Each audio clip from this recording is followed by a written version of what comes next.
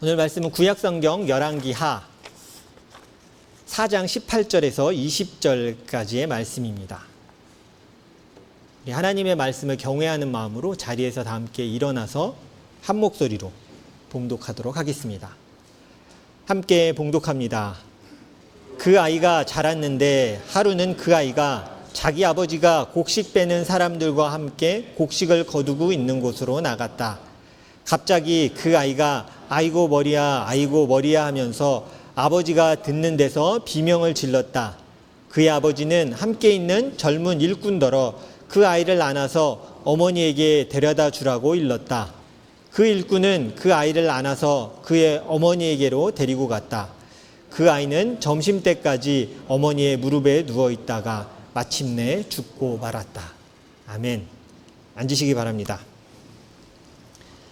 오늘은 사랑하고 감사해야 할 시간이라는 제목으로 함께 말씀 나누도록 하겠습니다. 한 주간 잘 지내셨습니까? 진짜 조만간 안경을 써야겠네요. 이거 보고 이렇게 하니까 여러분이 그렇게 다 예뻐 보이고 잘생겨 보이네요. 이제 조만간 안경을 꼭 써야 될 것 같습니다. 오늘 시작하면서 제가 한국에서 사전에서 말하는 복의 의미와 미국 영어 사전에서 말하는 복의 의미가 조금 다르구나를 발견한 걸 좀 보여드릴게요. 우린 참 복받은 사람이라고 생각하고 보통 살아갑니다. 많이 받았다, 조금 받았다의 차이가 서로에게 좀 있을 수 있고, 나는 왜 이렇게 되는 게 없지, 이런 분도 분명히 계실 거예요. 근데 분명한 건 우리는 복받은 사람입니다. 이 땅에 태어났고 살아가고 있기 때문이에요. 제가 한글 사전에서, 국어 사전에서 찾은 복의 정의입니다. 같이 읽어볼까요? 시작. 삶에서 누리는 좋고 만족할 만한 행운 또는 거기에서 얻는 행복. 내가 한 건 아닌데 우와 이렇게 하고 이게 뭔가 얻는 거예요. 내가 한 건 아닌데 뭔가 얻었다 이거예요. 그래서 행운이나 행복을 보통 국어 사전에서는 이걸 복이라고 표현을 합니다. 저 밑에 똑같이 제가 그냥 영어로 써놓은 이유는 혹시 우리 학생들이나 영어권 사람들이 이해를 못할까 봐 쓴 거예요. 이게 뭐냐면 영어 사전 뜻이 저게 아닙니다. 저거는 순수하게 지금 저걸 영어로 그냥 번역해 본 거야. 그러니까 삶에서 누리는 만족스럽고 fortune 같은 것, 이걸 복이라고 생각하는 거예요. 이건 되게 한국적인 복의 미닝입니다. 이 영어 사전에서 blessing을 찾아보면 blessing의 개념은 약간 어떻게 돼 있냐면요. 제가 읽어볼게요. Something that helps you or brings happiness. 그러니까 제가 이게 한 두세 가지 중에 God이란 의미 있는 거 다 뺀 거예요. 그러니까 약간이라도 종교 색채 있는 거 다 빼고 딱 하나의 의미를 갖고 온 거예요. 근데 무슨 소리냐면 외국에서 영어권에서는 blessing 하면 이미 전제해요. 누가 줬다. 그거를 인지하지 않고는 이해하기가 어려운 거예요. 누군가, 내가 다 하진 않았는데 뭐가 줬다. 근데 약간 한국적인 개념에서는 저렇게 생각하는 거야. 그냥 삶에서 만족할 만한 행운이네. 그냥 우연적으로 뭔가 얻어진 것이네라고 생각하는 경우가 좀 많은 거야. 이게 이제 영어권에서의 블레싱의 개념과 누군가 있어와 한국에서 복 받았어 그러면 아싸 나 받았어, 이 개념이 조금 다르다는 거 여러분 알고 시작을 하셔야 될 것 같아요. 제가 여러분에게 질문하겠습니다. 여러분이 살면서 얻은 가장 큰 축복은 무엇입니까? 역시 제가 딱 예상했던 건 이거였어요. 내가 가장 얻은 축복은 무엇입니까? 할 때 저를 눈은 보고 있지만 옆 사람 배우자 손을 꼭 잡는 사람이 있을 거야. 혹은 이렇게 쳐다보면서 사랑스럽게 보는 사람이 있을 거야 라고 생각했지만, 그러나 역시 부끄러워서 그러시잖아요. 마음은 그쵸? 손을 울스러뜨릴 만큼 힘을 주고 계셨잖아요. 그죠? 주먹을 꽉 쥐신 건 아닌지 모르겠지만 사랑하는 마음이 우리에게 좀 있어요. 가장 큰 축복이기도 하죠. 하면 저도 보통 사람들이 말하는 축복에 대해서 몇 가지 좀 정의해 봤어요. 어떤 복을 받으셨어요? 그럼 여러분은 뭐라고 대답하시겠어요? 아마 이럴 거예요. 첫 번째 얘기하자면 삶의 모범을 보여주는 좋은 부모를 만난 것. 이것도 자녀에게는 엄청난 큰 축복이에요. 우리에게도 축복일 수 있어요. 또 부모님에게 지원을 받으면서 어렵지 않게 살아가는 것, 어렵지 않도록 도와주시는 부모님을 만난 것. 여러분 이것도 엄청난 축복입니다. 혼자서 다 해야 되는 거 눈물 나는 일이야. 근데 때로 도움을 받고 어려울 때 이야기할 수 있는 부모가 있는 것도 사실은 큰 도움이에요. 또 반대로 자립할 수 있도록 강하게 키워주신 부모님 만난 것. 전 이것도 축복이라고 생각한 거예요. 합니다. 근데 이 전제가 있어요. 자식이 사랑함을 느껴야 돼요. 못 느끼는데 막 강하게만 키운다면 그건 강한 게 아니라 약간 방치와 방임으로 느낄 수 있어요. 그럼 그리스도인들이 고백하는 축복은 뭘까요? 축복과 은혜. 공통의 걸 거야, 우리에게. 하나님을 믿고 구원을 받은 것. 아멘? 네. 참 인색하세요. 그죠? 아멘 하셔야 돼요. 자, 하나님을 믿고 구원을 얻은 것. 하나님의 사람들과 함께 살아가게 하신 것. 이게 우리가 누린 되게 큰 축복입니다. 근데 우리가 깨닫지 못하고 그냥 지나갈 때가 참 많이 있어요. 되게 평범해요. 그냥 일상이고 평범해요. 그래서 이 예배도 매주 반복되잖아요. 그래서 일상이어서 우리가 잊고 살아가는 축복이 사실 굉장히 많습니다. 저도 기독교 가정 안에서 자랐고요. 어릴 때부터 신앙교육을 받았고, 교회는 당연히 나의 삶이자 놀이터였고 공부터였고 모든 게 다 교회 안에 있었어요. 제가 전에 몇 분은 알고 계실 거예요. 교회에서 친구들 모아서 공부하다 보니까 교회에서 독서실 만들어준 얘기 해드렸나요? 그냥 난 공부를 하고 싶어서 친구들하고 책상 펴져 있는 데서 공부를 했는데 저녁까지 계속 공부하니까 어른들이 쟤들이 저렇게 열심히 공부하는데 우리가 독서실을 만들어 줍시다. 그래서 이 독서실 의자 있잖아요. 이렇게 높은 거, 이렇게 여는 거. 그거를 20개 사서 남자방 여자방 나눠서 공부하게 해주셨어요. 얼마나 감사해요. 근데 역시 다 만들어지니까 애들이 공부를 안 하더군요. 이게 참 안타까운 거야. 그렇게 만들어졌으면 막 우와 축복이다 그래갖고 막 애들이 열심히 공부할 줄 알았는데 그렇게 만들어지니까 감사함을 모르고 놀기 시작해요. 그래서 이게 나중에 깨달았어요. 이게 사람이구나. 없을 때는 막 이런 거 있으면 좋겠다. 막 교회에서 총무도 뽑아줬단 말이에요. 청년부 장학금 주면서 10시까지 같이 시간 맞춰서 이렇게 공부하는 거 앞에 지켜봐줄 학생도 이렇게 탁 세워줘서 그 형 눈치를 보면서 이렇게 막 놀던 기억도 나요. 그러니까 교회에서 지원을 받았는데 그것대로 잘 못했던 거죠. 어쩌면 교회에서 그렇게 자라왔습니다. 그러다가 제가 당연한 것들이 당연한 게 아니구나 느꼈던 시간이 있었어요. 이제 제가 안 한다고는 했지만 삶이 참 미약하고 짧아서 군대 얘기를 오늘 또 할 수밖에 없습니다. 잠깐 하겠습니다. 군대 가면 배부르게 먹는 게 짬밥과 또 하나가 있죠. 맞춰보세요. 뭘까요? 욕이에요. 맞아요. 배 터지게 먹는 게 욕과 밥입니다. 짬밥도 배 터지게 먹어서 저도 이렇게 인생에서 가장 살쪘을 때가 군대였는데요. 막 먹었거든요. 허기진 내 영혼을 짬밥으로 달래고 싶어서 막 밥 이만큼 막 바닥 긁어갖고 막 닭게장 있잖아요. 바닥을 천천히 긁으면 살이 흩어진 살코기가 국자 가득 차거든요. 턱 이렇게 해갖고 맨날 먹었어요. 살이 막 붙죠. 밥도 많이 먹었어요. 욕도 많이 먹었습니다. 매일 듣는 게 아침부터 욕으로 시작되죠. 일어나 이 아름다운 강아지야. 이렇게 하면서 시작하는 거야. 뭐 일어나고 그냥 뭐 코 골면 방독면, 그때만 해도 안 잡혀갔어요. 그래도 코 골면 시끄러우면 진짜 방독면 씌웠어요. 이렇게 가스 하는 마스크 씌워서 숨 쉬고 자라고. 숨이 안 쉬어지잖아요. 그러니까 욕하면서 막 그랬어요. 매일 욕을 들었습니다. 뛰어, 그거는 약간 교회에서 할렐루야 아멘 같은 존재였어요. 할렐루야 그러면 아멘 그러듯이 그냥 이렇게 해서 이렇게 먹는 거 내가 태어나서 저희 집에서는 사실 제가 개인적으로 욕을 들어본 적이 없어요. 부모님 싸우신 건도 한 번도 본 적이 없고 집에서 욕하는 걸 본 적이 없어서 다 그렇게 사는 줄 알았는데 진짜 욕을 너무 많이 먹었어요. 힘들다. 그러고 첫 휴가 때 학교를 방문하고 싶잖아요. 동기들이 있으니까. 다 서울신학대학교는 이제 가면요 언덕이 이렇게 붙여내 있는 학교는 이렇게 해서 가운데 삼각형 잔디밭이 있습니다. 학교 교문을 들어가는데 잔디밭에 애들이 뭐하고 있는지 아세요?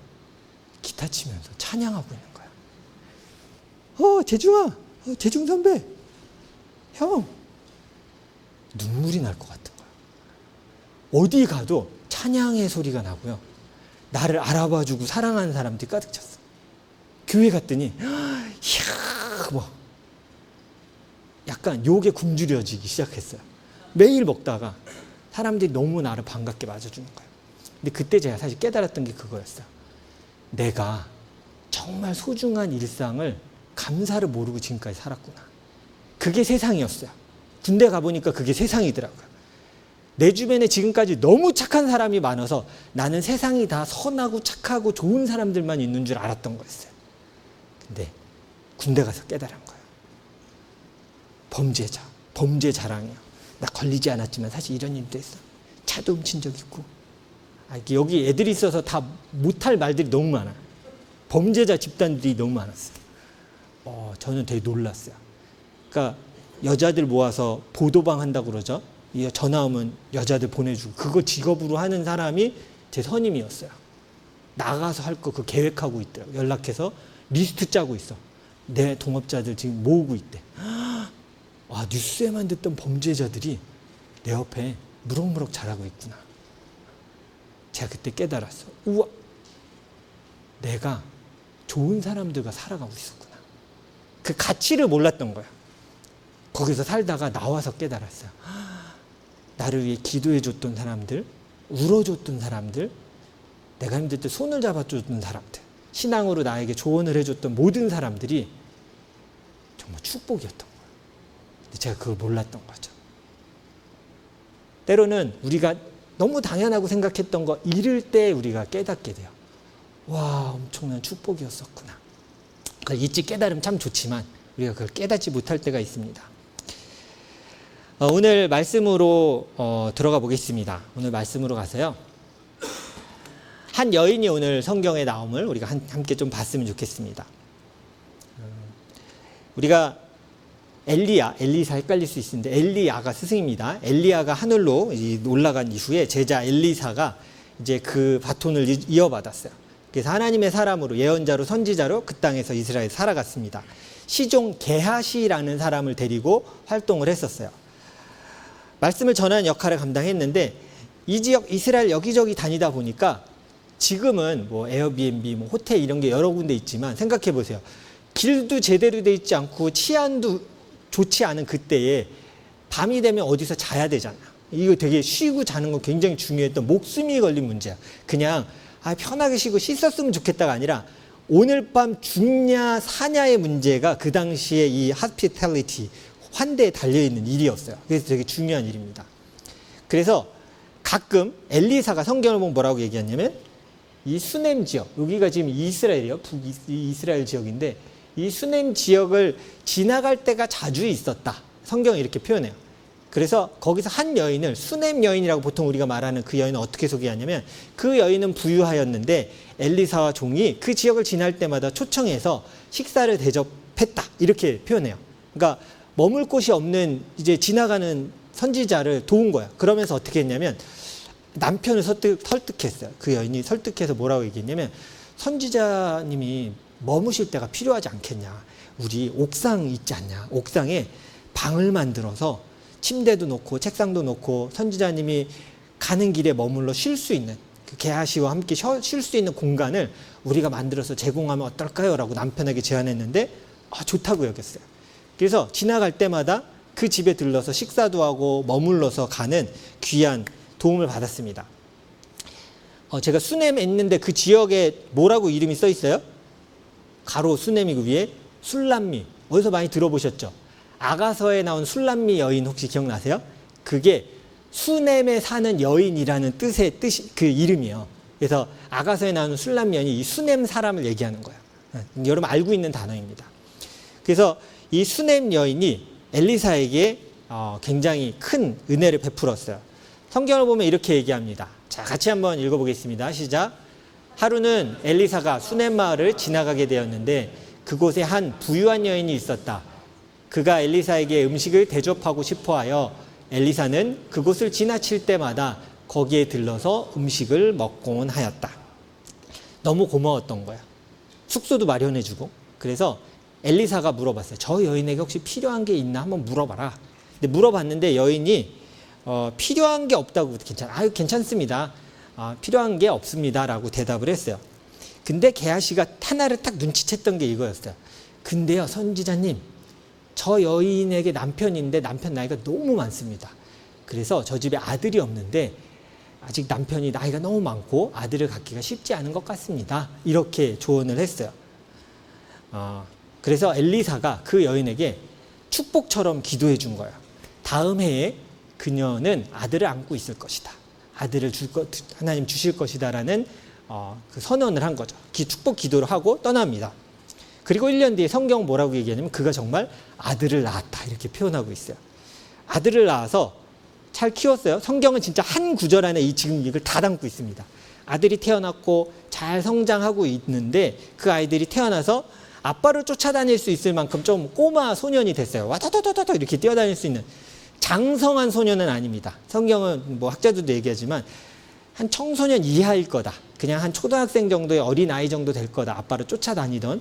쫓아서 아빠가 추수하는 날 나가서 오전 내내 아빠 옆에서 막 뛰어놀고 막 논 거야. 와다다다다다다. 근데 너무 과하게 뛰어다녔던 것 같아요. 오늘 성경에 보면 그래서 이 장면이 나옵니다. 오전 내내 애가 막 뛰어다니고 아빠 옆에 있고 그냥 이렇게 땡볕에서 있다가 아이고 머리야 하면서 아빠 앞에서 쓰러졌대요. 뭐 같으세요? 무슨 병? 일사병이에요. 사막 지역이잖아요. 사막 지역에서 아빠 옆에서 이렇게 계속 움직인 거예요.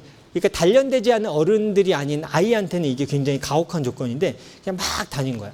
그러다가 아이고 머리야 아빠 머리 아파 그랬더니 보세요. 애가 죽는 줄 알았으면 아빠가 저렇게 하겠습니까? 뭐라고 그랬어요? 애를 안아서 엄마에게 데려다 줘라. 애가 죽어가는데 저렇게 얘기하진 않을 거 아니야. 그냥 아이고 좀 더위 먹었네 이렇게 생각하고 아이를 데리고 갔습니다. 그런데 그 아들이 어떻게 됐어요? 우리 아까 읽었죠? 죽었어요. 이게 사실 오늘 나오는 어떻게 보면 충격적이고 그 엄마와 아빠에게 정말 유일한 아들이며 삶의 소망이며 축복의 전부라고 생각했던 아들이 한순간에 없어진 겁니다. 그 순간 엄마가 깨닫게 된 거예요. 이 아들이 어떻게 나에게 왔는지를 기억한 거예요. 누가 낳을 거라고 얘기해 줬어요? 선지자 엘리사가 얘기해 줬잖아요. 하나님이 주실 것을 선포했고 그것대로 자기가 낳았어. 그럼 지금 누구 찾아야겠어요?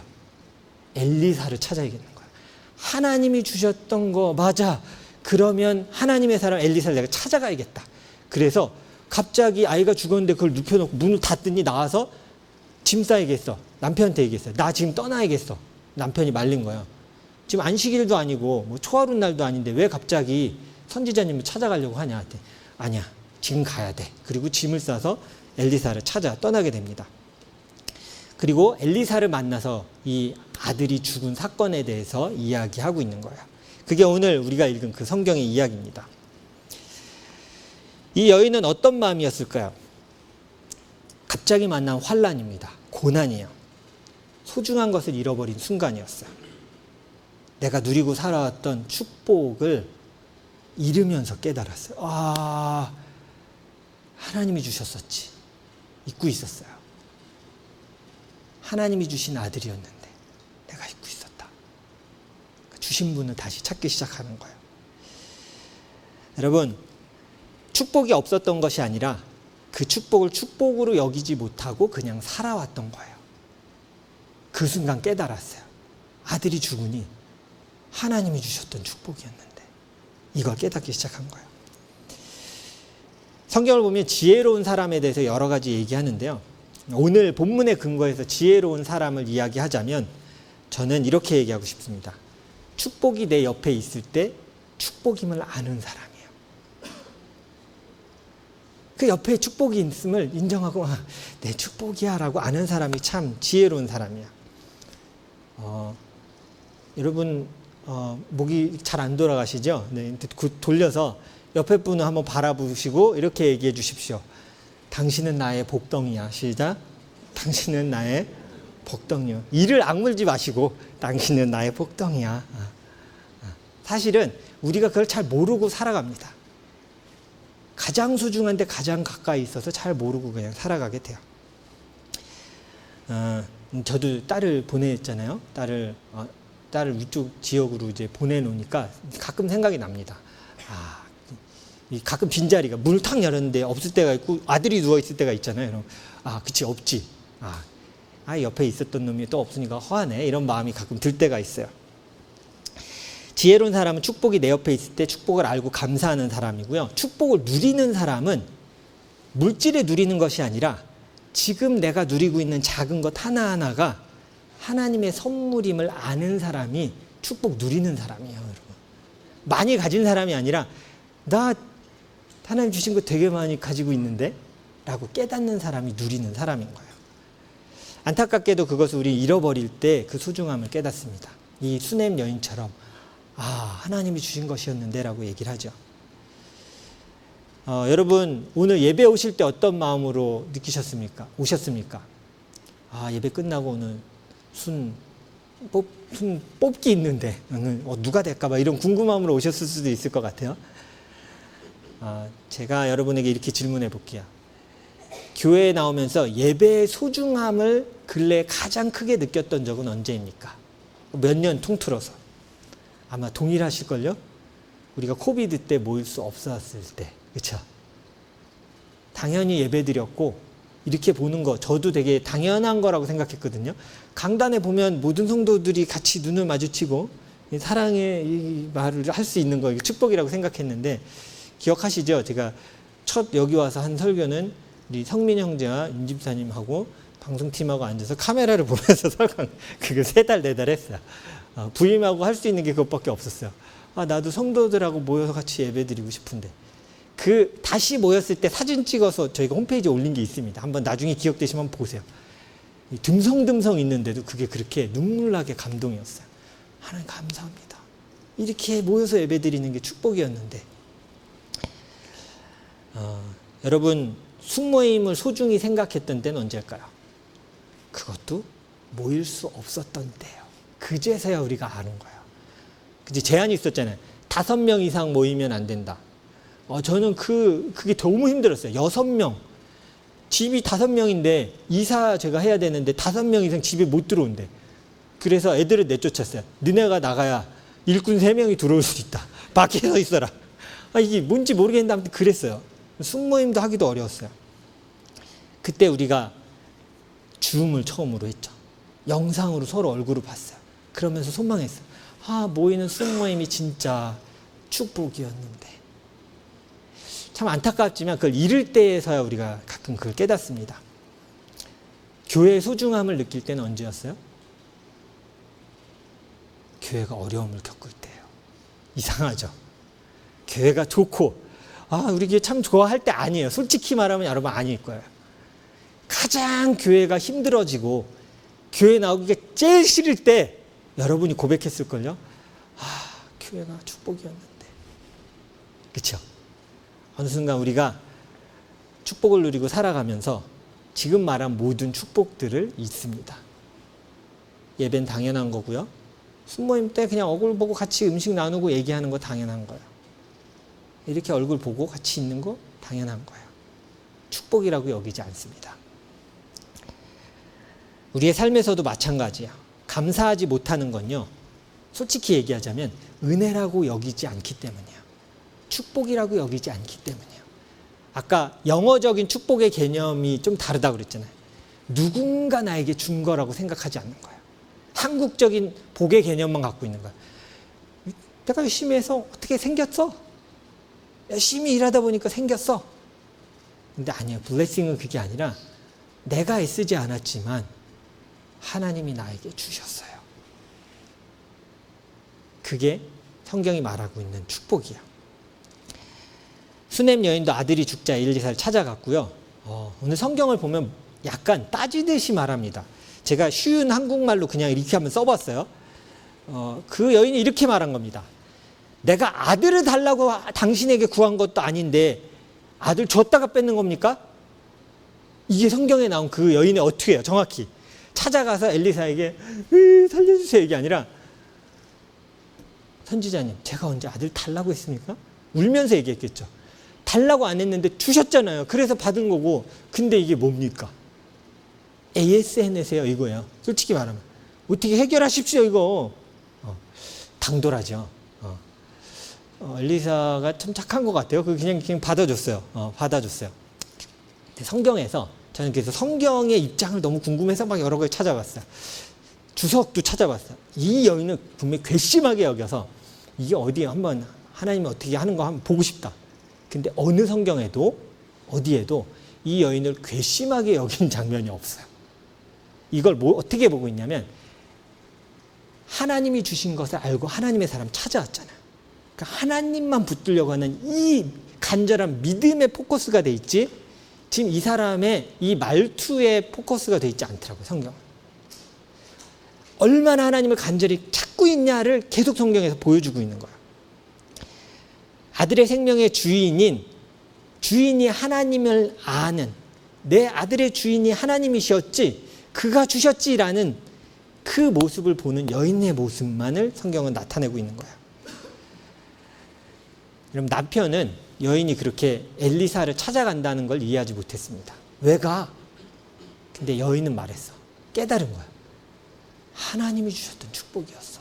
그럼 내가 하나님께 간구해야겠어. 그리고 그 길을 떠난 거야. 아내는 수넴 여인은 알았던 거야. 아들의 생명의 주인이 하나님이심을 다시금 깨닫고 그것이 축복이었음을 깨달은 겁니다. 그래서 가서 이 바짓끄랭이 붙들은다고 그러잖아요. 딱 그 표현이에요. 같이 안 가시면 저 안 갈 거예요.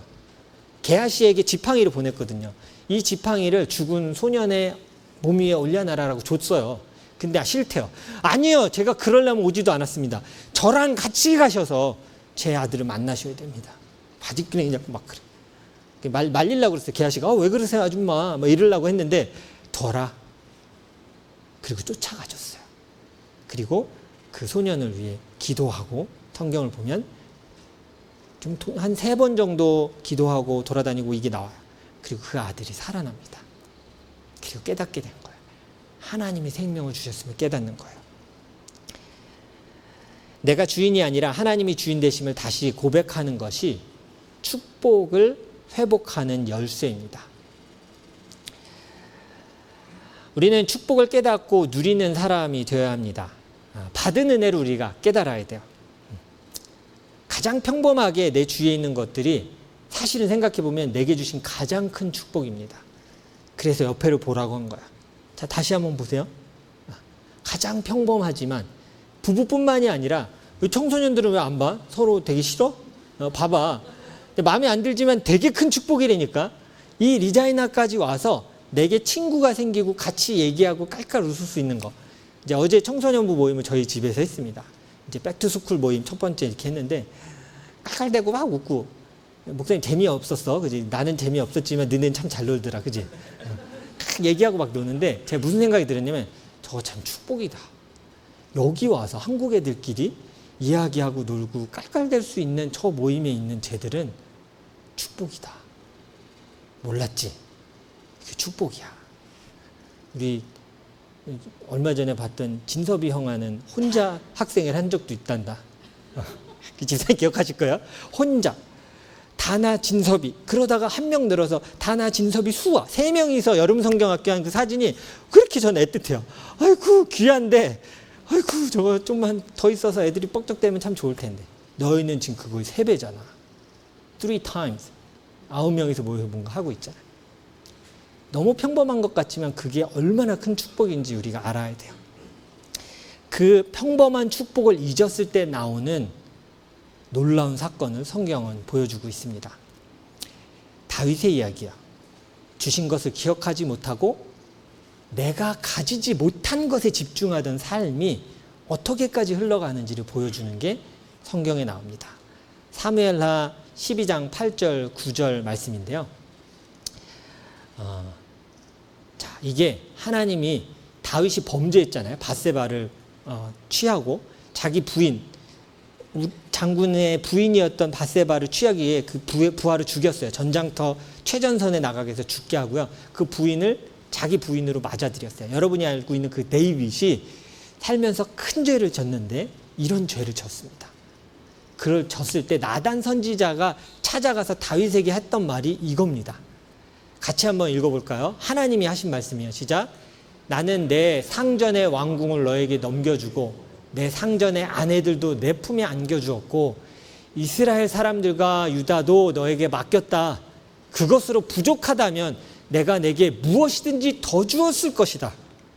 그런데 너는 어찌하여 나 주의 말을 가볍게 여기고 내가 악하게 여기는 일을 하였느냐. 너는 햇사람 우리아를 전쟁터에서 죽이고 그의 아내를 빼앗아 내 아내로 삼았다.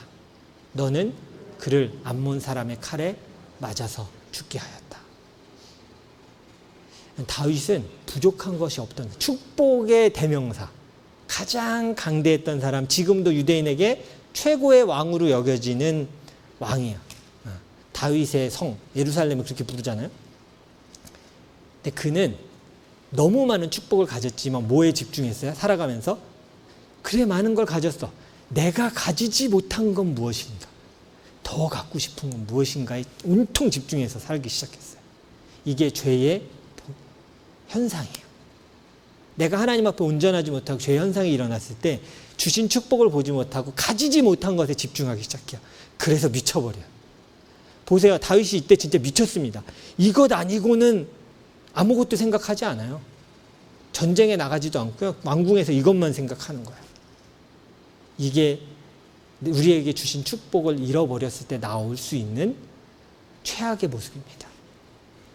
다윗에게만 있는 것이 아니라 어느 순간 하나님의 축복을 잊고 살아가면 우리에게도 나올 수 있는 무서운 모습임을 잊지 마십시오. 주신 것에 감사하며 우린 살아가야 합니다. 여러분, 주인을 기억하는 사람이 축복을 온전히 누리는 사람입니다. 내 주인에게 온 축복을 깨닫는 순간 그것을 깨닫는 사람이 축복을 누리게 됩니다.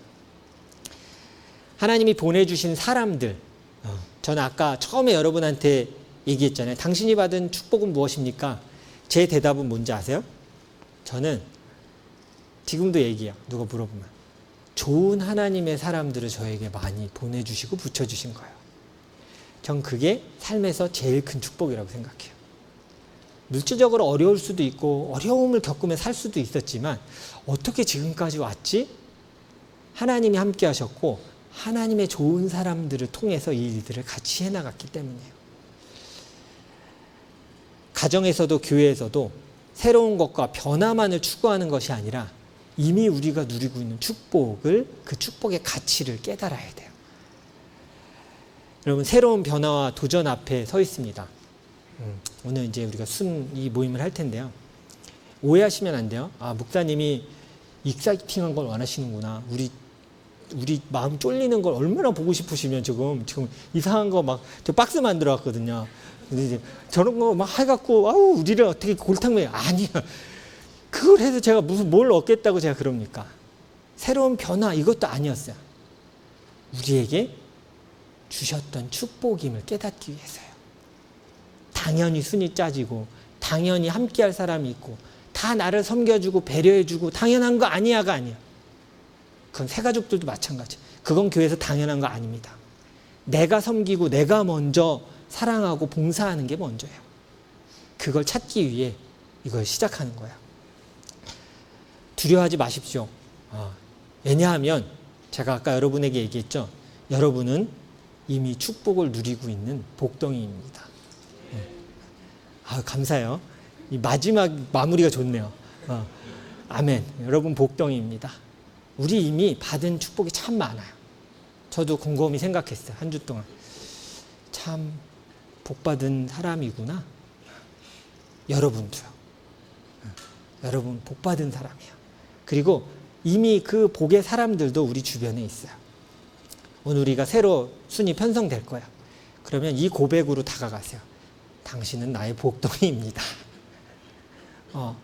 분명히 우리의 이성은 그렇게 말하지 않을 수 있어요. 어떡하지? 어떡하지? 이럴 수 있지만 오늘 그리스도 안에서 표정 관리하셔야 됩니다. 제가 그랬어요. 순장 날 때 자신 없으면 마스크 쓰고 오라고. 표정 관리 못할 것 같으면 마스크 쓰고 오라고 그랬어요.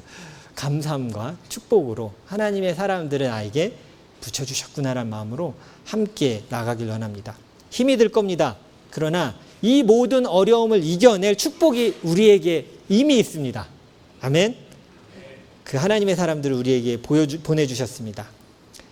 여러분이 이 한 주 그리고 이 새 학기를 시작하면서 내가 하나님이 준 축복과 선물을 소유하고 살아가고 있는 자녀임을 깨닫는 여러분 되시기를 주님의 이름으로 축원합니다. 우리 이 시간 함께 기도하겠습니다.